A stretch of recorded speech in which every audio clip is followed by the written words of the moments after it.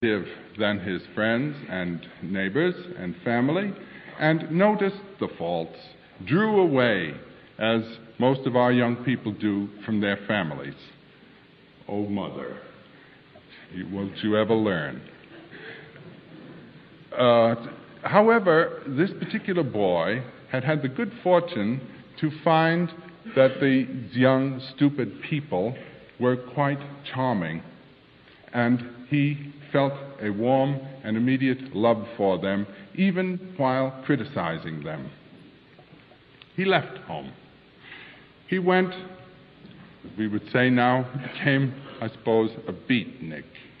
He went over to Bohemia, to all those bright young people who know all the words that can criticize their family out of the shop. Papa's a square, and I'm a beat. The vocabulary of any literary man can simply slay anyone who doesn't know the answers. The word, the mind, the definition of a word criticizes. You name a thing by naming its faults. But then Tonio discovered this wonderful thing. A thing without fault is not lovable. What you love is precisely the fault of the person.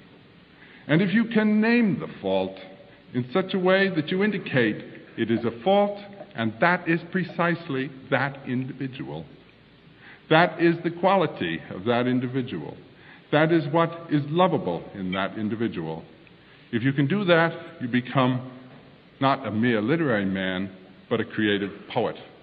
You have recognized the peculiar thing about life, and it is namely this, that every single individual is imperfect, and that it is precisely in his imperfections that he is charming, that he is wonderful, that he is of value.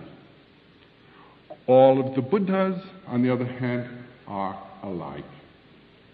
When you see in a temple in India, particularly the Jain temples, where the illuminated ones are shown in a row, they are all exactly identical. They are perfect human beings. They are absolutely cold. They aren't human at all. Now, it's my little thesis that this wonderful discovery of our wonderful European Western world, of the charm and the power in charm of the individual fault, is the great, great gift that we have to give to the world. We can have the perfection of the Buddhas to enjoy from this side of Iran, so to say. On the other hand, it is almost impossible to convince anyone who has spent his whole devotion addressing the perfections of the Buddhas, to convince any such person that the wonderful thing is precisely this individual uniqueness, the responsibility you take for your own peculiarities, for your own decisions, for your own vote, so to say. My last word, then, in relationship to this enormous theme Mr. Fairchild had the courage to propose to me, is I care less than nothing for Zeus. Let him do what he likes. Thank you.